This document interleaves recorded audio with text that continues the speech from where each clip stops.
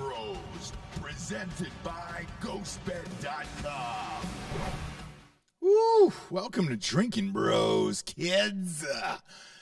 Trying to shake off this hangover from Vegas, D'Anthony. I've had about 45 liquid IVs this morning, and it is not making a dent, man. I still haven't pissed yet. Well, I mean, I think the hangover is more about the temperature. Yes. Right? Yes, dude, it was 118 there. Yeah. I've never seen heat like that. They wouldn't let the planes off of the ground.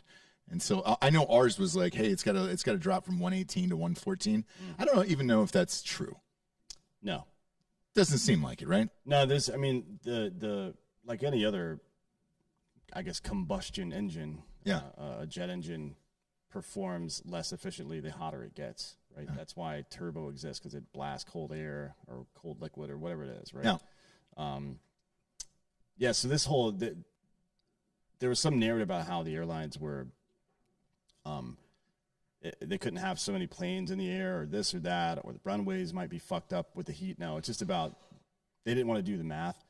Like the plane doesn't function as efficiently, so the ballast, the way you pack the luggage has to change, the way you stack people throughout the thing has to change, the amount of fuel changes, and they don't know how to do math, obviously, because not one fucking flight of mine has been on time in the last 12 years. And that's why I brought it up today. So you missed, what, 3 flights yesterday? Two flights yesterday, but you made it. I originally reported to the airport around 7:30 a.m., and I got to my place at about 12:30 a.m. There it is. There it is. Proud of you.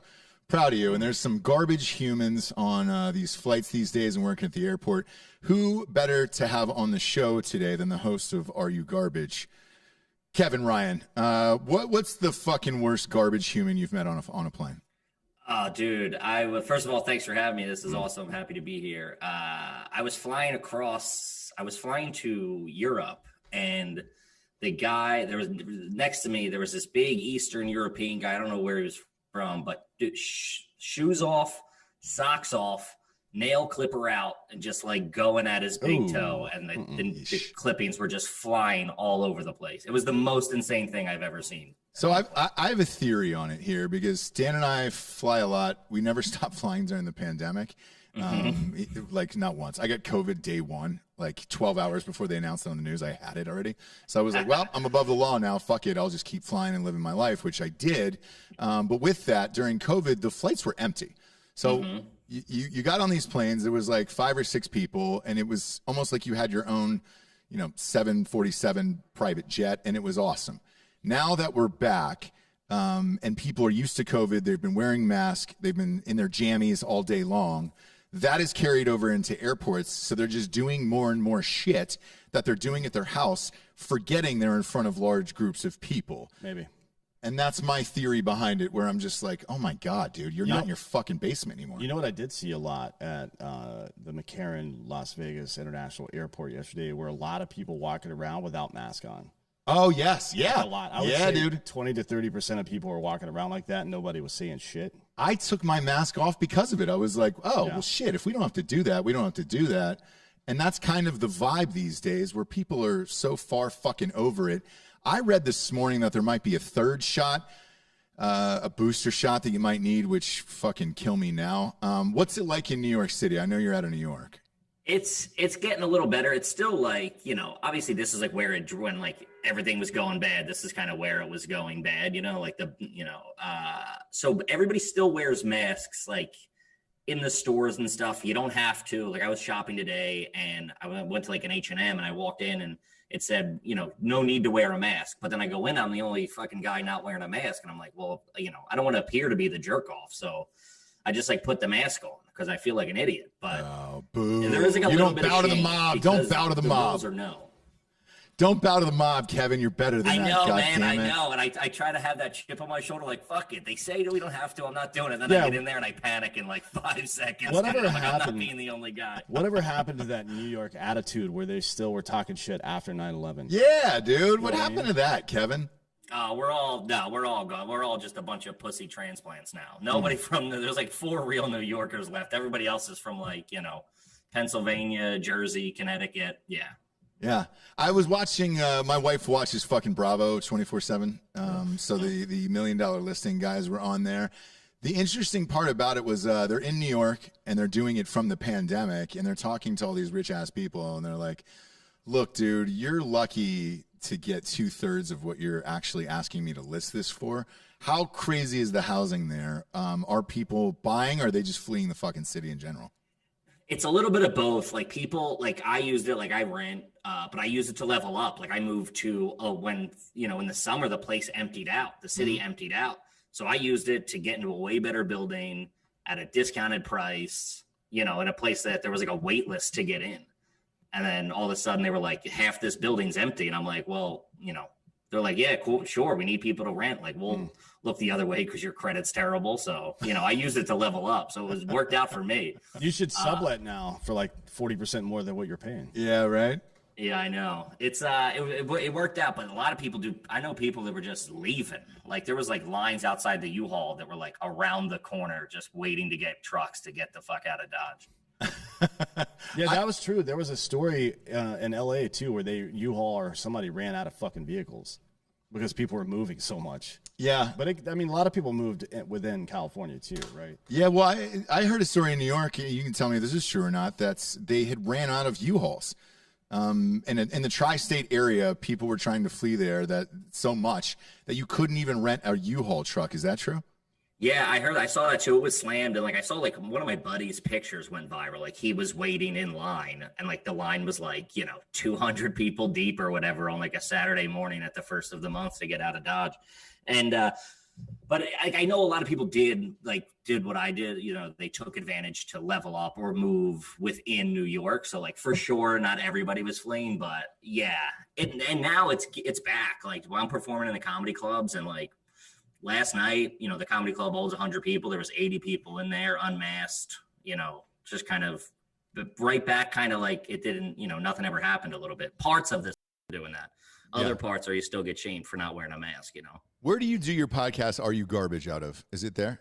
Yeah, it's in New York. We during the pandemic, same thing. Like we were with the studio, we were with the network, and we left and went out on our own. And I was like, I can use like all these office buildings, and commercial space was empty. So I was like, fuck it. Let me see if they'll give me, let me see if I can rent a space to build a studio. And they were like, yeah, you're the only guy who's called in like 6 months. So like I had my fair share of places to pick. So we just built a studio out and, made it look like, similar setup to what you guys did. Build a studio, decorate it how you want it. Yeah. And we do it out of Midtown. Yeah.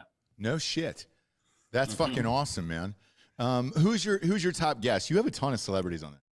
Thanks. Yeah. We just did, you guys familiar with Andrew Schultz? He's a comedian. Yeah. Big fan of Schultz.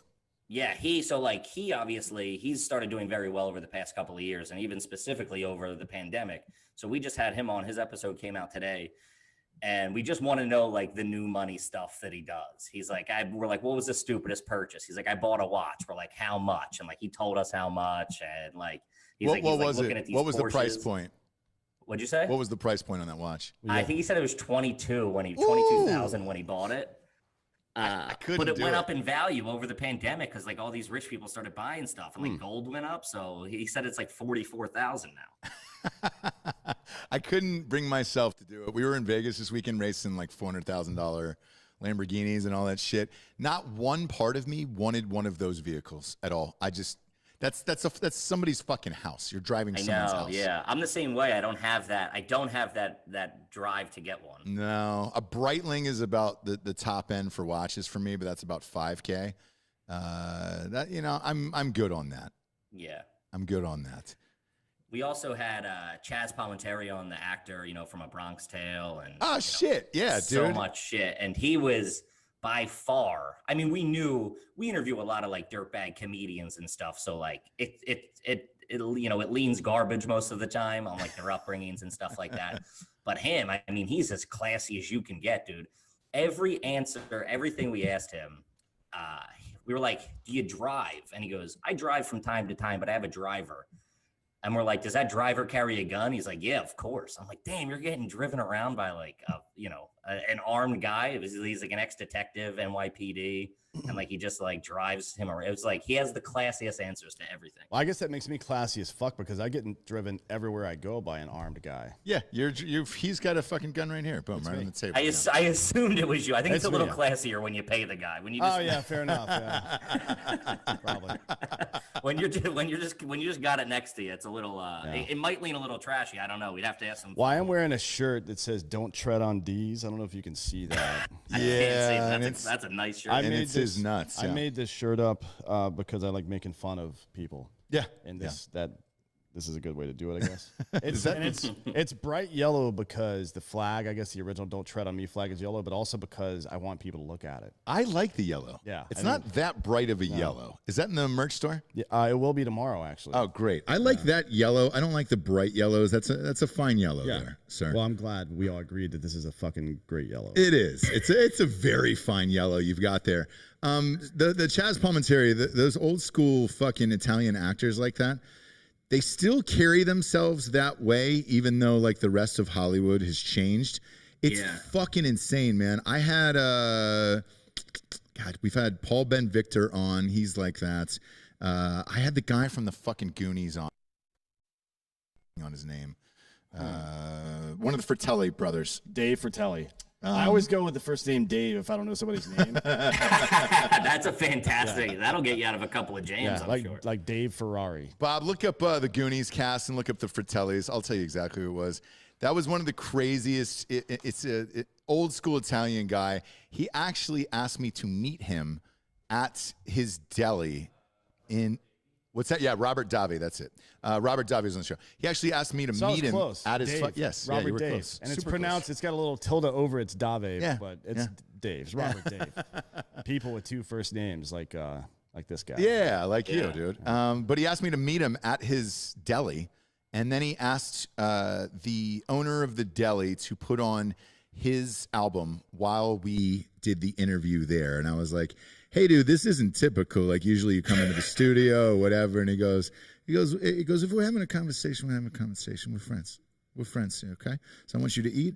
I'm going to have him keep bringing you out food, okay? We're going to keep bringing him out. Put on my CD. So he's asking the owner to put on his CD. It's him just covering Sinatra songs. It's not even original music. That's like the equivalent of you miss all the shots you don't take. Wayne Gretzky, Michael Scott, right? Well, John Wilkes Booth, but yeah. And so we did that. We were there for close to 2.5 hours. They brought out every single menu item they possibly had, and my wife was there, and they made her eat the food as well. So for 2.5 hours, we're just stuffing our face with like the richest Italian food. It was great, and it was definitely worth the hype. But my God, man! And at the end, we had the lemon funicello, whatever the fuck those are. Limoncello, the lemon liqueur. Yeah. And I was like, I mean, it's basically I've actually seen it made in Italy. It's Everclear and then really good lemons and sugar, right? Yes. It tastes like not alcohol, but will get you fucked up real fast. I was rocked. Like you can't fuck around with that stuff, dude. Yeah. You can't fuck around with that stuff. I was surprised, so much so that she had to drive me home from that interview, back into town, and I was like, "What are we doing here, dude?" But he was great. But it's the same thing. It's the old school Italian vibes. Chaz Palminteri. They've become the character that they've played. It's like very strange. Well, that's happening to Kevin Costner. Gangsters, and then that's how they carry themselves 40 years later. It's so strange. But is that all of us, though? It's happening. It's happening to Kevin Costner. It's happening to what's his name? Cole Hauser, who plays Rip on the Yellowstone, but in real life, his home life is a little not Rippish. It's a little weird. I don't know. You can look into that and figure it out on your own. No, I think he got He's a place. Not that real guy. I think he got a place with a bunch of acres up there. That's not what I'm talking about. Okay, just look into it. His personal life. It's a little weird. Not wrong, just weird. And he's definitely not Rip in real life. Cole Hauser would start crying and shitting his pants if he had to get a real fight. No, dude, he can fight. No, Cole Hauser can fight. No, he definitely can't. Yes, no, yes. I've met Cole Hauser. He can fucking fight. Meeting someone doesn't tell you if they can fight or not. That dude's got soft I got the vibe from him that he could. What vibe is that? How many fights have you even been in? Like real to the death fights, man. Come on. That dude's got fucking scared all in his eyes. None of us have been in the military, so we're not going to the death. That's never fucking happened. But some of us have. Yeah, no shit. That's what I'm saying. So beat this guy. Non-military. Look, Cole Hauser, if you're out there, we'll beat you to death live on air. I love you, Cole Hauser. I like him too. I'm in on Cole Hauser. Good I actor. love Cole Hauser. I like that character too. I'd love to have him on the show. He's a fantastic actor. I'm good. He really is good. I like Cole Hauser. But yes, I think all of us eventually become the characters. I was doing a show Saturday night for Uncirked, and I found myself dipping into the St. James Street James voice. I think eventually, after a certain amount of years, we just become the people that we make fun of. So what happened with Steven Seagal then? Totally. Explain to me if this premise is true, and I think it is in a lot of cases, but if it's true, then what led to Steven Seagal right now? Like, how did he happen? Oh, I have the answer to that. Was it the 80s? Kevin, yeah, you go first. I think I have the answer. Go ahead. I don't have my theory is just like, I think he's, he seems like he's not playing with a full deck to begin with, or he started losing cards midway through like the 80s and 90s. And I think he's just done that and he just assumes it. And it's also, you see too, like, I think he's been famous forever, and you're surrounded by like yes men, for lack of a better word, who are like, yeah, sure, Mr. Seagal. And then, you just become like, you're in an echo chamber and he thinks he can do whatever the fuck he wants. My theory is this on I'll go Mr. Seagal. Okay. On Mr. Seagal. Dave Seagal. Yeah, Dave Seagal. I'll go. Is this when you become famous for being an action star and a badass, again, you start to become that character. And then when people meet you around the world, they expect you to be a badass. So like nobody's challenging him to fights or whatever it is. I don't know if any of his life or backstory is true, but everybody else has accepted it as true. Therefore, when he goes places and now he's dressed in like a gi or like a kimono. one piece. It's like a half gi, half kimono situation. So it's like it's very Hillary Clinton. It's business casual. Yeah. Right? for a fighter, I guess. I don't know. So around the world, because we tried to get him for this one movie, and we had his phone number, and we called him live on air. We were shows. actually doing a show live with the Sklar brothers from L.A. Yeah, and we called him on the phone, and he answers the phone. Hello. Yeah, and you could tell by the way he said hello that his hair was very tightly pulled back. Yeah, dude. You could just hear it somehow in his voice. I don't know how that works, but but he's living that character, and he answered the phone. He was not happy that we called him live on air, obviously, but in Russia, they were saying like he still gets like $250,000 a movie. Same with Asia and all this other shit. So people are putting up with this asshole all around the world. When I called him the first time for this one movie, he was actually in China. So the first conversation I had with him, he was in China shooting a film.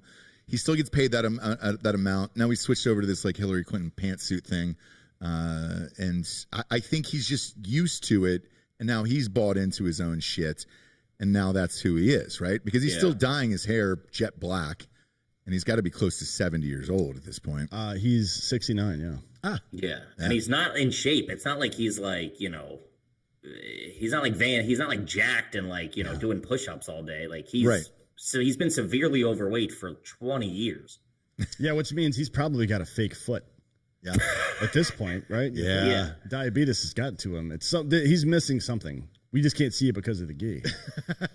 Yeah, she's dressing strategically. Yeah. He also had that TV show where he was like a deputy or a cop or like a sheriff. Or something. Yeah. In Louisiana. Like, that's since he would like literally arrest people. I don't know. Was that in Texas? Maybe it was here or Louisiana. Yeah, I think so. Yeah. It was Louisiana, I believe, but that was fucking crazy. And it's like, dude, the more and more you allow yourself to believe in who this person is, it's called law, man. Yeah, it's exactly what it is. Oh boy.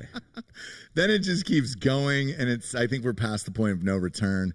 I heard the same thing about Van Damme though, and then what was it, Chuck Zito, who knocked him out at that strip club? Yeah. So it is Louisiana. Yeah. Jefferson Parish. I nailed it. Yeah, that's really funny. So, yes, that's going to happen. It's probably going to happen to you. Probably going to happen to us as well. I want to see the Shaq version of Lawman, though, because Shaq's a deputy in Miami-Dade, right? In that county. So yes. I want to see him, but it's just like him, like, hey, stop doing that. Yeah. Just typical monotone Shaq voice, but he's a goddamn giant. Yeah. Can you imagine the equipment he's in? He's riding like, instead of a cruiser, he's riding like a mini tank or some shit, and his head's still poking out. He's in Bigfoot chasing down curves. But somebody said he was doing like ride-alongs and fucking bashing somebody's door, and it was like, hey, they're shacking my living room on a drug bust. How fucking weird I think would it would that make be? things safer. Like if it's gangsters and they see that it's fucking Shaquille O'Neal, they're not gonna fucking hurt him. I agree. There's no way. Yeah. Like that would be very disrespectful.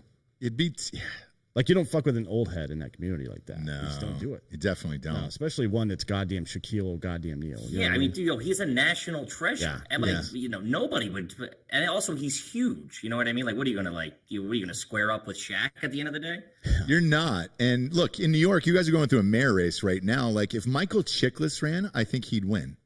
Oh, dude, That's who the another fuck- guy. I would vote for him in a second. Yeah, the Again, commish. And that to go back to that character, the same thing was with Soprano. Like he just became Tony Soprano. You know? Yeah, Gandolfini was wildly popular. Oh, I mean, but more so maybe than any actor of his generation. he fucking lives exactly like Kevin was saying. He lives like the character, though. Like he became the character. Yeah. I heard a fucking story in New Orleans. He was shooting a movie with Sean Penn. And I guess the first AD had come over to the trailer and like, hey, man, we can't get Gandolfini up or whatever it is. Like upright. Out of bed. Because he was getting pretty rotund. Yeah. And they go, what should we do or whatever? And he goes, I guess Sean Penn was just like, don't freak out. I want you to find the finest bottle of bourbon. He's probably going through it last night. Just send him over the finest bottle of bourbon and knock on the door politely. Leave the bourbon and tell him we're ready on set when he is ready. And I guess Gandolfini got up, had a glass of fucking bourbon or whatever, came down the set, shook hands with Sean, and then just hopped into the scene like nothing had happened. I miss that old school shit. Yeah, that's look. Somebody's on a bender in New Orleans, you respect it. Well, that's definitely a thing for sure. Yeah. You respect the fucking in a party town. Back in the day at AC, not anymore. AC is like a ghost town now. Yeah. Back in the day at AC, Vegas, New Orleans, leave people alone. Yeah. Like, don't make a lot of noise before noon if you can help it. Yeah, we just got back from Vegas yesterday, so we had a couple. Papa Giorgio and Delco Dan were there. They gambled maybe every single free second we had on that trip, and let them go. I didn't say, "Hey, come hang," or "Let's sit Indian style and fucking make something."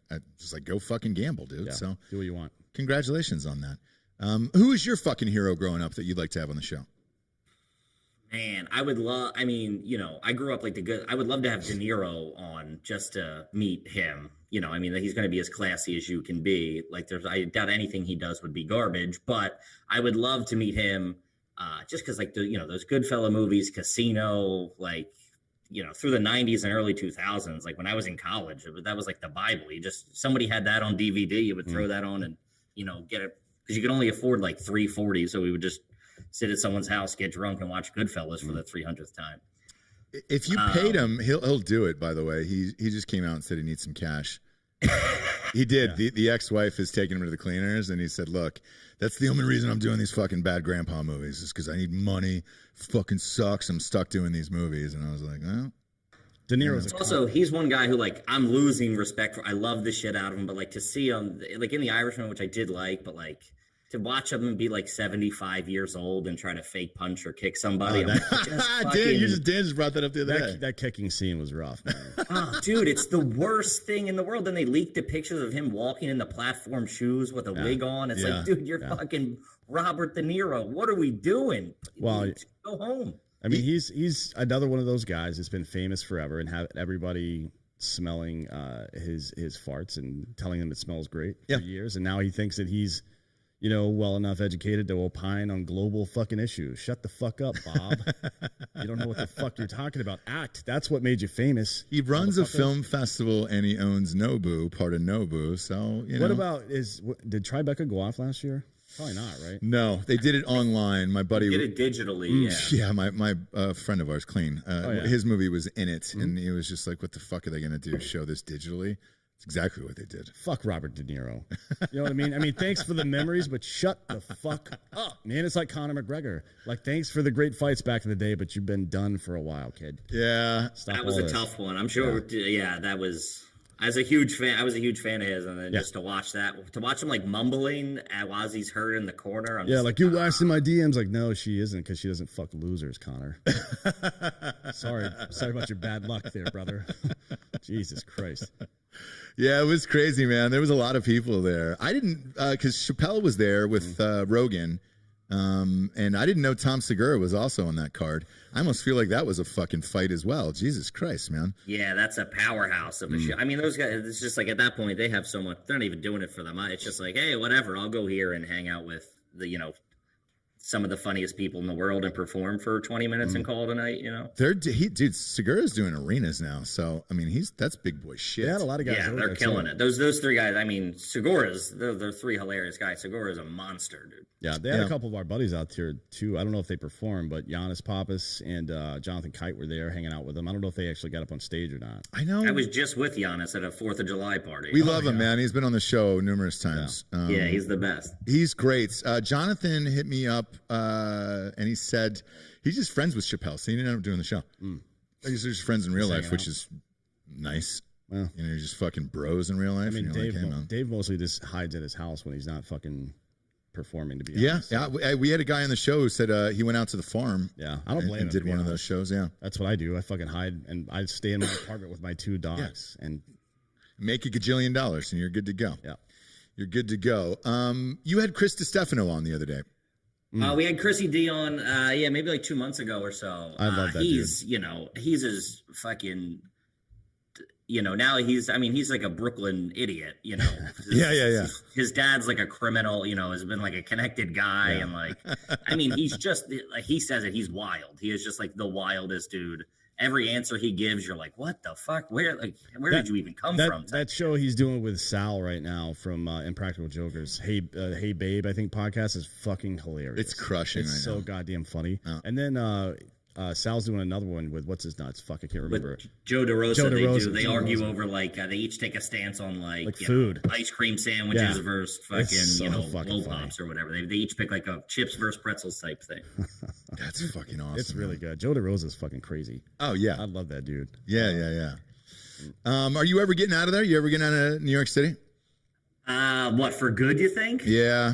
Yeah, I'm kicking it around, especially now that we're making some money. I mean, we were struggling up until this show kind of took off. So now that we have some cash, I'm like, I got to get out of here. It's, you just start realizing all the negatives of the city, and now it's like it's starting to come back a little. I don't even know if you can hear that. It sounds like there's like a parade outside of my house right now. With pots and pans.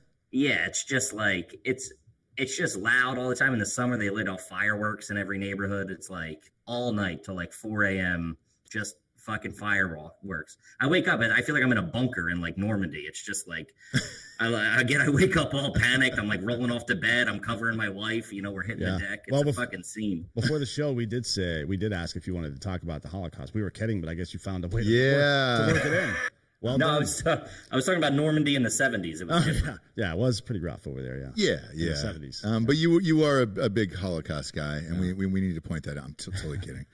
What we do is we try to end people's careers here so they never work again, and that's our thing here. So since you wouldn't shut up about the Holocaust before we got on air, I'm totally kidding. Favorite Holocaust movie? Go. I'm kidding. Yeah. I never watched The Boy in the Striped Pajamas. Was it any good? I did not see that. Didn't it win an Oscar? Maybe it did. Not that means anything, but they just tend to bum me out. You know what I mean? It's like it's like they're all usually very good, and it's like I connect with it. I'm like one of those idiots. I can watch any movie. I can watch like a horrible romantic comedy, and I'm like in. Like whatever the director and the writer were going for, I buy in. Like I'm a fucking 13-year-old girl.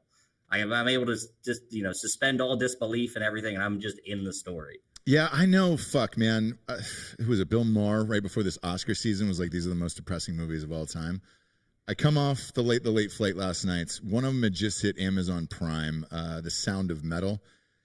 It was a very good movie. The only reason I watched it is because the lead looks like Giorgio, our producer here. He's got blonde hair and kind of thin, some weird tattoos and all that shit. And when I watched it, I was like, oh my God. This movie is about a guy who loses his hearing within 2 minutes of the film. And you watched? Did you watch that on the plane, or you said when you landed? No, when I landed. So I'm with my wife last night, and she was just like, "Dude, I can't fucking do this anymore. Like, this is too much. But I'd gone too far into it at that point. Yeah, so you're pot committed at that point. You're I like that. I got to see this fucking thing through. Yeah, I got to see how deaf this guy really gets. Yeah. Like, I like the actor. Do they in the sound department? Do they just like gradually turn the sound down throughout the entire film? yes. So what he's hearing, that would piss me off. I can't watch that shit. what he's hearing in his mind, like that would be what you would hear in some of the scenes. I know they won a bunch of awards for it, but I was like, oh my God, dude, this is fucking depressing. And it was more depressing because they were poor. It wasn't that the guy was deaf. I think you can be deaf when you're rich, but like deaf when you're poor was brutal. Where they were living in this RV together, and I'm like, God damn it, man, that sucks. So, with all of them, I can't get down on that shit anymore. Yeah, it's tough. I can't. I gotta stop. I had to stop watching movies on planes. I don't know what it is. If it's like the fact that I'm, close to potential death or something. I'm so emotional. I'll cry at fucking anything on a plane. I had to stop doing it because I look like an idiot. So I'm just like the blubbering bald guy in fucking 13B. Well, that's what they're showing now on all these flights is whatever's new and coming off the thing. So like all the new movies that they're showing that aren't like fucking Iron Man are all of these Oscar movies that it's somebody's fucking got AIDS or a prostitute or somebody's in a wheelchair. I know there's been a rapid decline in comedies and film over the last like 15 years. And there's a lot of reasons for it. The most obvious is the woke bullshit. But I wonder if it's maybe just a casualty of woke culture, but not the wokeness itself. What I mean by that is that it seems like you're not taking the world seriously. Like, how could you be making a comedy while this is happening or something like that? People feel a lot of pressure. The first thing people do when they get rich is start finding charities, right? Yeah. That's what most people do. And causes, and they think that their opinion matters then. I wonder if that's part of it. Like, I wonder if there's shame from inside the institution for like, how could you make something silly like right now? Because after 9/11, the first thing that came back was goddamn comedy. Yeah. It was baseball and comedy, right? Yeah. Seems like a reasonable thing to do is fucking distract yourself and then, Not at all. I think it's gone too woke now. I think if you were out of it, out of the circle of it, you could make some crazy shit. But I think that's the only way you can kind of get away with it. When you're doing stand-up and shit, is there jokes that you were like, man, I can't tell that one anymore? Yeah, there's one right now that I'm working on, and I wrote it like I came out with it this week, and it's about it's probably never going to work, to be honest with you, because I tried it 3 times, it didn't work the first time, killed the second time, and I'm like, oh cool, I figured this out, and then the third time, so it's about I'm like a picky eater, and I started eating Indian food. And like in the restaurant in my neighborhood, and my Indian friends, like other comics that I'm friends with, they're like, that's not real Indian food. And I'm like, well, a fucking real Indian guy gave it to me. You know what I mean? Like the menu was real. And like, I go off onto that, and I'm like, that's an internal problem you guys got to figure out. And just that, like even the fact that I'm talking about it, just, you can feel the tension and it just tightens up in the room. And I'm like, this isn't going to work. No shit. For some reason. So it stifles the idea, and like obviously it's not the funniest thing, but it's like a topic that I'm like, let me see if I can get a laugh out of this, 1 or 2 laughs and build. But it's probably never going to get enough steam to actually become a full bit, just because the tension in the room doesn't let it get there. Yeah, I get it. We were debating that Tony Hinchcliffe thing that got leaked, where he was making fun of that comic. Me personally, I didn't have a problem with it, and I thought he was just joking around with like a buddy of his. And then somebody leaked the tape and said, "Fuck you guys." But I'm sure that's probably part of what you're worried about too, right? I am a little bit, but it's also like I don't say anything like so off the wall. Like what Tony was doing was clearly like this, super characterized bit based on what was happening before, based on a guy he knows. You know what I mean? So like, but I always just felt like if somebody did record me last night, me fumbling through this bit about Indian food, I would feel okay being able to defend that if it made it to like the New York Post or whatever, Yeah. So like I don't go too far out. It's also like the audiences don't really let you unless it's all of your fans. You have some more leeway, obviously. But if you're just in a regular New York comedy club on a Sunday night or a Tuesday night, like you just have a cross section of like some of them are tourists, some of them are, there's people from all over. So they don't really give a fuck who you are. whether or not, it's kind of like, I don't like this right now, or I feel weird in the moment. So it just kind of tightens up. Right. So you are going to leave New York then, because fuck all of that. What's the point of staying there? What's the point of New York without the toughness? If New York is turned to a bunch of pussies, it's not New York anymore. Yeah. I agree, man. It's definitely, and some of it's a fine line. It's so weird too, because like I'll go out on the road and like we're touring as Are You Garbage, where we do like some live stand up, and then also like do an interactive thing with the audience at the end of the show. And you do just have more leeway in the middle of the country. Like, whether if you're in like Indy or you're in, fucking Ohio, or if you're down south at Nashville or you do just have, things where I'm like, well, I've been telling this for a year in New York. I know they tend to tighten up right here. The other, they just laugh at the line rather than being like, ooh, what's happening? So it is definitely tighter in New York, but I mean, I'm hoping it bounces back a bit. It used to be in stand-up comedy that everybody would laugh about 90% of the time until one of their subgroups got mentioned and they get butthurt. Right now, it's everybody's butthurt on behalf of everybody else, so there's butthurt for the whole fucking show. Why show up, bitch? Yeah. Stay at home and fucking knit or whatever gay shit you were doing before, and shut the fuck up and stay out of the club. Man, goddamn, every time I go to a comedy show here in Austin, I can see it. It's like a 32-year-old white woman, right? Never been married, no kids. Recently broke up with her boyfriend. Yeah. And she's super on edge. Waiting for something to happen to respond to. Yeah. That's all she cared about that night. You know what? I'm going to say something this time. Like, this is the time that I say something. Shut the fuck up, you stupid bitch. You should have you been in Columbus, Ohio? That's the heart of it all. We're going this week, actually. We'll be there on this Wednesday. Oh, you really? July 14th and 15th. We'll be in Cleveland, Hilarities, and Columbus, Funny Bone. Oh, dope. Everybody goes to Cleveland, dude. Comics love Cleveland. How do you feel about the Cleveland crowds? I haven't been. This is my first time hitting Ohio, so I'm stoked. I hear nothing but good things about Ohio. It's like just people come. Like all my friends are like, dude, you're gonna love Cleveland. You're gonna love Columbus. The crowds come out. They just laugh. There's no, everybody just wants to. That's the other thing too. I think in New York, it's become like a scene thing. Like, oh, let's go to the comedy club. It's like what everybody's doing. It's cool. It's hip. I think in the rest of the country, we were like, let's just go out for a good time. And like, there's no standard. It's like, I just want to laugh and have fun regardless of who's there and what they're saying, kind of. Cleveland is full of dirtbags too. So, so we've been getting a lot of DMs and a lot of tweets of like, wait till you see this shit. Your mind's going to be blown. They'll invite you out afterwards too. Probably throw drugs up on stage for you to. Yeah, drugs. If that's part of your act, they always do that to, what's his name? God damn it. I can see his fucking face in my head. The guy's super hiney. What the hell's his name? Oh, Doug Benson. Yeah, Doug Benson. Oh, yeah. They always throw drugs up on stage in that Cleveland club. Oh, yeah. Yeah. So. Yeah, you'll be invited out in Cleveland for sure by people. Be like, hey, we're going to take you out. You're going to go through a shitty area and then get to like this weird strip of clubs that looks like it should be in a city, not Cleveland. Just giving you a heads up there. And you'll black out, try to get an Uber and be stuck in some shitty neighborhood. So... Take you for what it's worth. Maybe get Chaz Palminteri's armed driver to take you out. I think we have I have like an 8 a.m. flight out the next morning, so I'm already pretty confident we're gonna miss that flight on the way out. Oh yeah, for sure. At least back to New York though, that's an easy flight. But man, I've been up there a few times because I went to Ohio State, and I've gotten rocked in Cleveland. And then if you go like a little further south. Like the old school mob shit still exists up there. Yeah, that shit's still out there for Youngstown, sure. Dude. You go to Youngstown, Ohio, you'll be knocking on a fucking door in a residential neighborhood playing dice at like midnight. That's weird. Because isn't Youngstown named after Brigham Young? I don't know.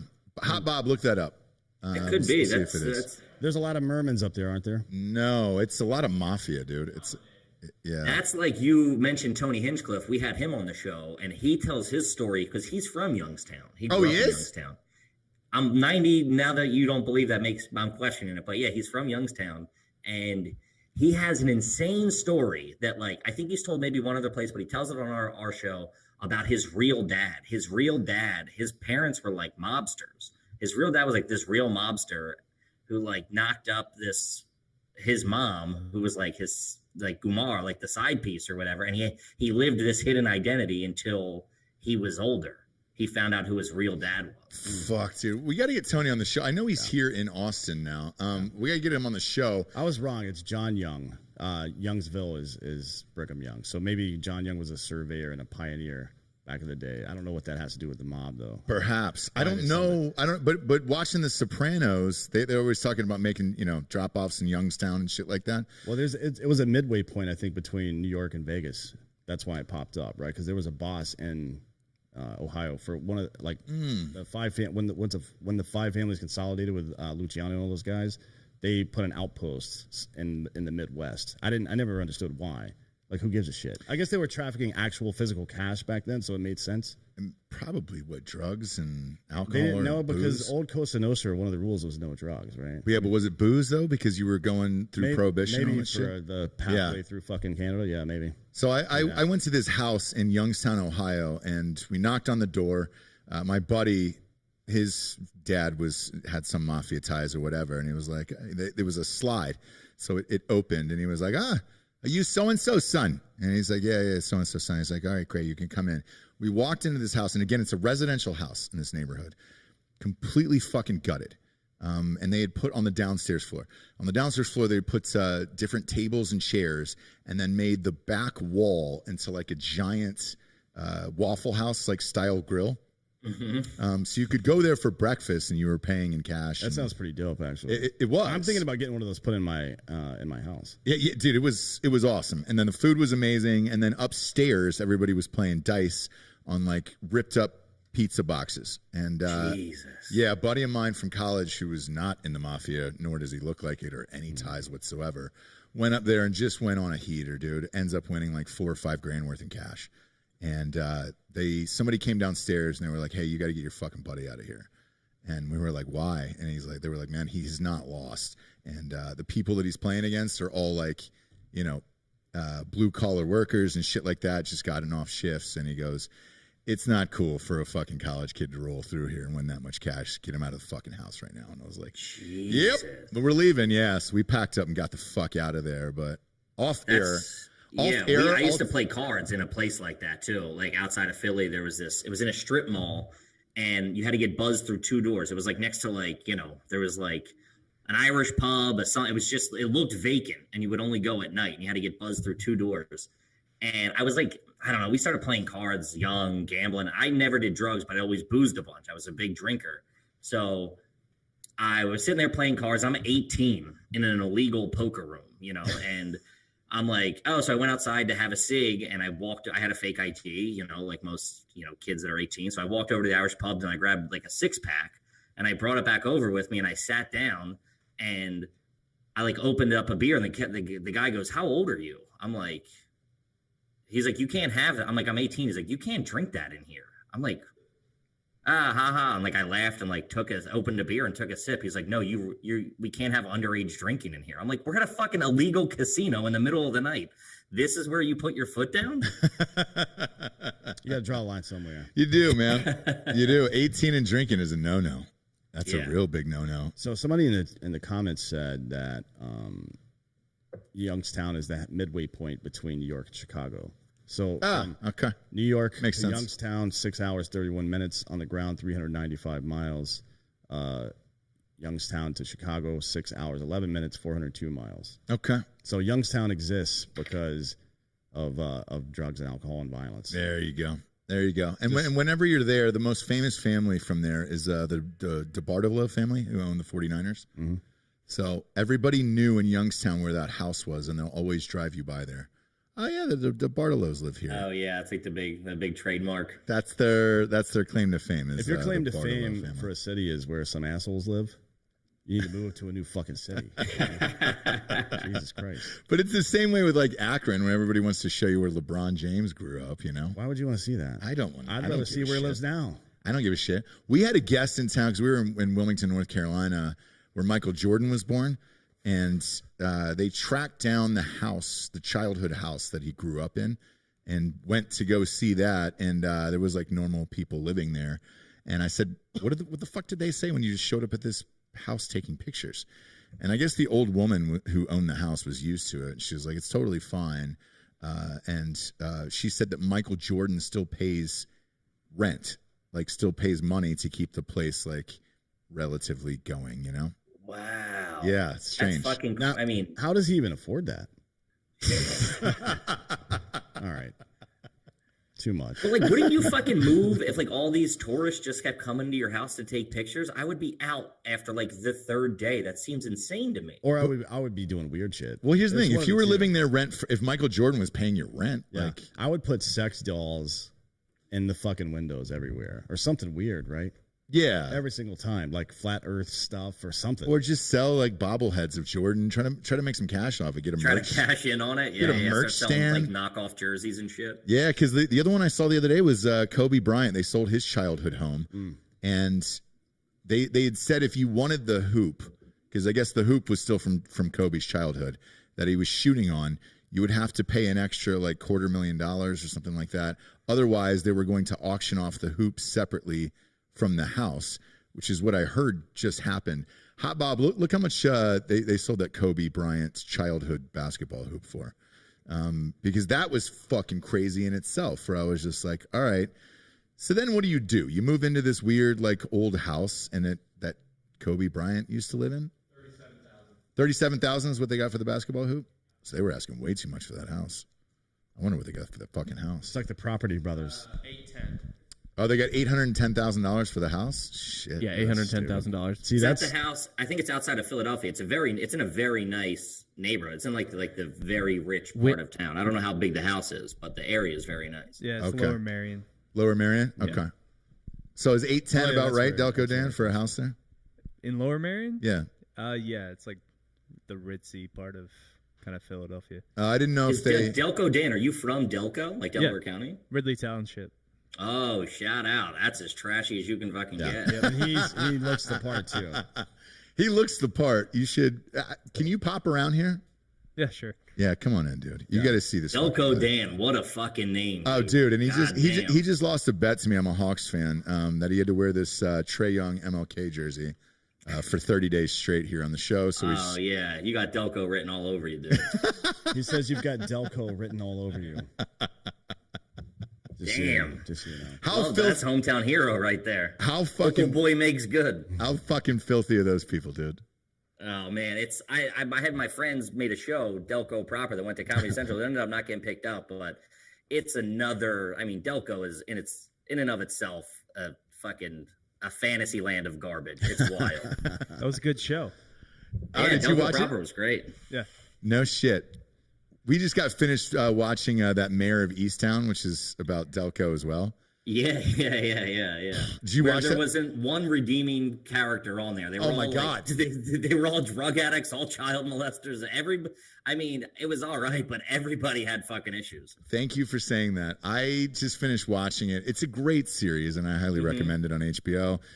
I've never hated the lead character more after watching an entire season than that last episode, where I was like, I hated Kate Winslet, and I can't believe it. I can't believe they actually went that route with the end of it.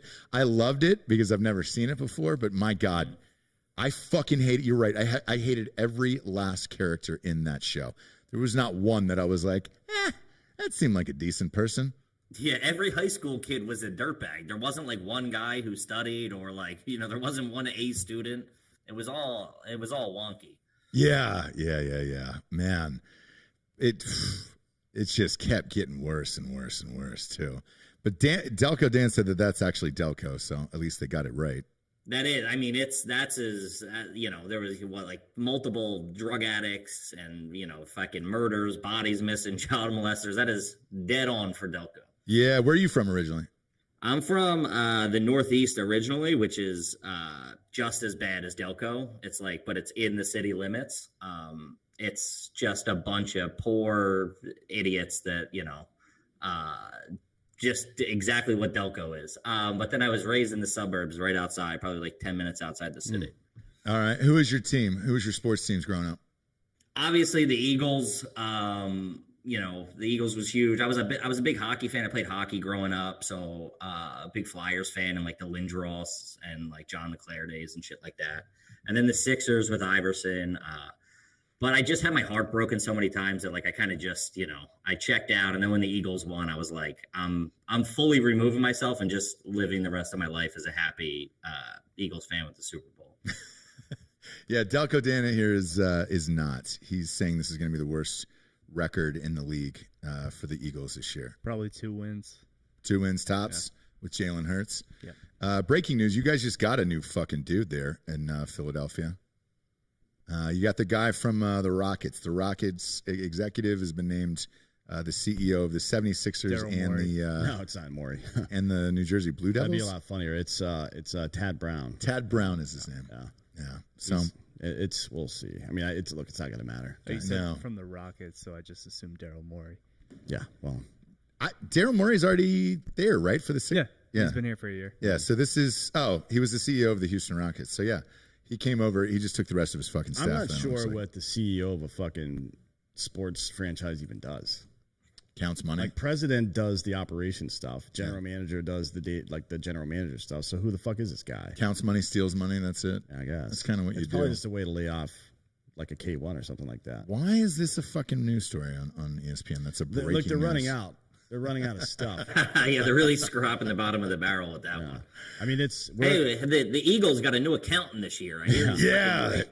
Well, we're in that weird period between like the NBA finals are still going on, but it's kind of like a dead season for sports right now. It's just dog days of baseball summer, and then you got the Olympics coming up. But which is why I get juiced off on the Olympics. I hate the Little League World Series, and I have 2 kids.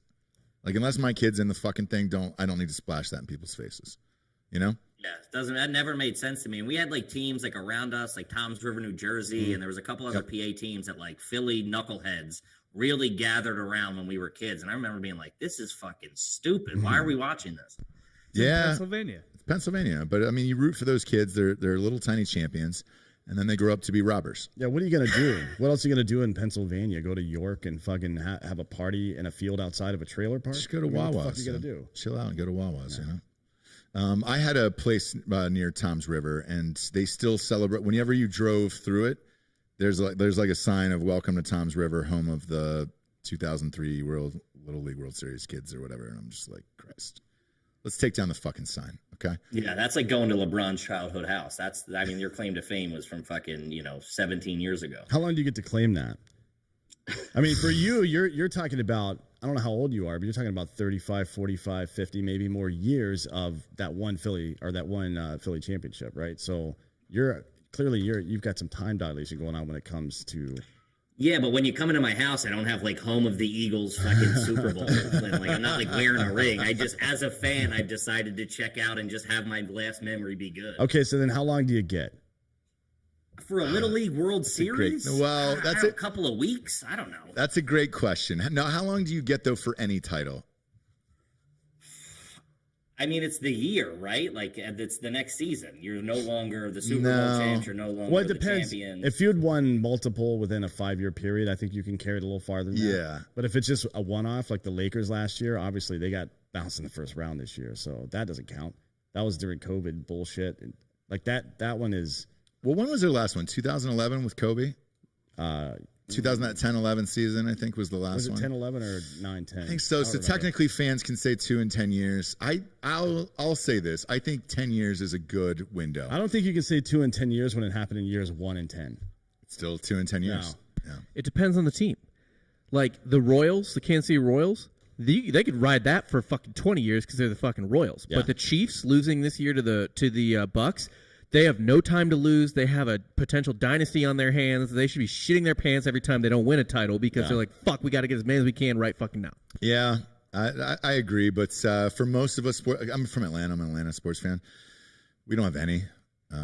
So, I mean, we've got the Braves in 95 for Christ's sakes, but that's 26 years ago, dude. That's too much. I can't say the Braves are world champions. I can't do that anymore. You're certainly not going to say it this year with Acuna out. No, but I think 10 years is probably the proper length of time. Not for one. Yeah, to really enjoy it and say we just won the other year. Maybe if you're a shitty team. Yeah, that's fine. I'm fine with that. If it's your first in a while, I think you tend stretching it, but it makes sense. So this NBA Finals, it's going to be somebody's first in a while or ever. Right? Ever? Well, Milwaukee is one. Milwaukee's before the merger, though. So that was ABA. I don't think people count that. No. But I think they had Kareem there when they did it, so maybe, who knows. But yeah, if Phoenix wins, my God, man, we're going to hear about this for 10 years from Phoenix fans. I think that Phoenix is going to be good for a little bit longer, too. So we'll see. I mean, it depends on how they perform after this, because it was like that with Golden State. Golden State hadn't won in 40 years. Then they won, and they came back the next year, lost LeBron, with all that bullshit. But still, people the year after that, even if KD had not come over after that, they still would have been the odds-on favorite to win the title. I got a funny story for you. On the flight back yesterday, there was a kid next to me who was watching the NBA Finals, Warriors team with KD when he was healthy, when they won the championship, and like I stole a couple glances over there, and that was still like the funnest team to watch of all time. That is certainly the best basketball team ever assembled. Man, I don't think you can argue with that. I mean, I don't think they would beat Jordan's Bulls because of the roughness, to be honest. Right. But I think that's the best talent that's ever been on one squad. Pippen, Jordan, sure. Who's the third guy? Dennis Rodman? I mean, he's a kind of a single, like he does wing defense and rebounds. Really Kukoc was pretty good. Yeah, they always had some good, like, fucking good role players. Right? Yeah. Steph, Clay, and KD are three of the best players in NBA history. Yeah. Right? I don't know if that's ever happened before the fucking Nets this year. Man, it was a blast watching them play. I just watched on Homeboy's iPad. But then you have like the Philly teams, and they'll celebrate the guy from Invincible. Oh, shout out to Vince Papale. He's a hero in Philadelphia. Have you met him? I've seen him at like an event, like there was like some open bar for some sort of bullshit foundation or fundraiser I was going to, and where it was like $20 all you can eat and drink, and he was there signing autographs. But yeah. Yeah, the movie I did, the producers did that movie, so I got to meet him. He's everything you hope for, by the way. He fucking rages, and his hands are enormous. I shook his hand, and it was fucking huge. The year they cut him is the year they made the Super Bowl. So is it really coincidence? I don't think so. He was holding them back. Maybe they should just bring him in every couple of years. I have a signed jersey at my house from him, so it exists somewhere. It's not prominently displayed in my household. When they were shooting that movie, I think I was in high school or college. I think I was in college, like 1 or 2 years out of high school. And they needed extras to like be, they were like looking out for like, old high school players or college players to, be extras on the field and like run routes just for like, for like B footage and like B-roll and stuff like that. And every one of my idiot friends got in line at like 6 a.m. to be like, this is my shot. This is going, like they thought they were going to be the next Vince Papale because they were playing in the movie. That's great. Did they get lit up? Was it for, they were in the movie. I wonder. It was just to be in the movie, and a couple of them, like they would just, they would throw balls and then just like, they would hang them. They would get, the whole shot was to get hung out to dry over the middle, and like some linebacker would come in and just fucking level them. Oh man, they did that on Friday Night Lights as well. The movie. Oh yeah. They also did it on It's Always Sunny in Philadelphia, right? Oh yeah. That's true. Because of Vince Papale. Yeah, because of Vince Papale, right? Who was the guy? They said that Donovan McNabb was there, but it was Jeffrey Owens from the fucking the Cosby Show back in the day. Yeah, and he was trying to convince people. It's like, oh, if you can eat McDonald's every morning, you can fucking be like me or whatever. Yeah, on Friday Night Lights, dude, they were lighting people the fuck up in that movie, and man, I think somebody ended up in a wheelchair. I could imagine, man. Some of those hits were like they would get hit, and it was like perfect. It was like like Madden style. They get hit and then flip 3 times. Maybe it was Greg Abbott, maybe the governor of Texas, who's in a wheelchair. Who knows? Wait, no, he got struck by lightning. No, right? no, a tree fell on him. A tree fell on him while jogging. So it answers that question then. Yeah. If a tree falls on you, do you hear it? Do you become governor of Texas? Yeah, and the answer is yes. The answer is fucking yes for that guy. If you get hit while you're out for a jog and one singular tree falls on you and you're the only person jogging, something else fucked up happened in your life. That's all I'm going to say. Sure. Yeah. That's some kismet energy coming back. Since your show is called Are You Garbage, who's the most garbage person of all time? Who would you place? Of all time? Yeah. God damn. Of all time, I would have to say, Hitler's too easy, right? Yeah. I don't want to go there. Also, too, Bill Cosby's got to be up there because he did all his shit, then got free, then got paid, or will get paid. Yeah. Yeah, I mean, he might take it. That's a tough look. Yeah. You know what I mean? Because he's like really, hitting all three. How the hell he got out is insane. That was just like, it came out of nowhere too. It was like, you just woke up one morning and he was just like walking around. You're like, what the fuck? We had a guest from an actor from Pirates of the Caribbean on that day, and it just happened like 30 minutes prior. Yep. So we were forced to play him into that, and we had all these Cosby sound effects. Greg Ellis was his name. Great guy. Yeah, he's really funny. But he had to endure about 35 Cosby sound effects during that show. Look, it's in our contract. So, I don't know what to tell you, guy. Do they still exist on the board, Delco? Can you play them, and can the guests hear them? Yeah. Was that his? I think that was his testimony at his. Yeah, but he's looking at filing charges now for being wrongfully incarcerated. Civil suit against the state of Pennsylvania. That should Which be awesome. they'll have to pay him like for his like missed opportunities, like financially, right? Like, it's gonna they'll have to pay him for like what he would have made if he was still working. That's going to be like tens of millions of dollars. So he drugged and raped a bunch of people. Yep. And then got out for it, right? Mm-hmm. And then he's going to get paid for it. To me, that's too many things for him not to be the dirtbag. Yeah, he of maybe the last 100 years, it's got to be him. Yeah. But who's your guy? Hitler did kill 6 million Jews. He did, but again, that one's too easy. Who's your? Stalin's killed like 28 million. So not even the highest kill count. Yeah. Who is the highest kill count? Stalin. No. No. For Jews, not totally. It's Mao Zedong for total probably, but for Jews, it's certainly okay. But Stalin. you're talking about like Sandy Koufax, versus like you got to think about rate and time. Yeah, Stalin had a much longer career, if you want to call it that, than Hitler. Right? It always comes back to the Holocaust for us for some reason. Hitler was Terrell Davis, and Stalin was Emmett Smith. Yeah, of course. Yeah. He just was around too long. Yeah, I got it. Stalin didn't make as much noise, so he got away with a lot more shit, I guess. Yeah.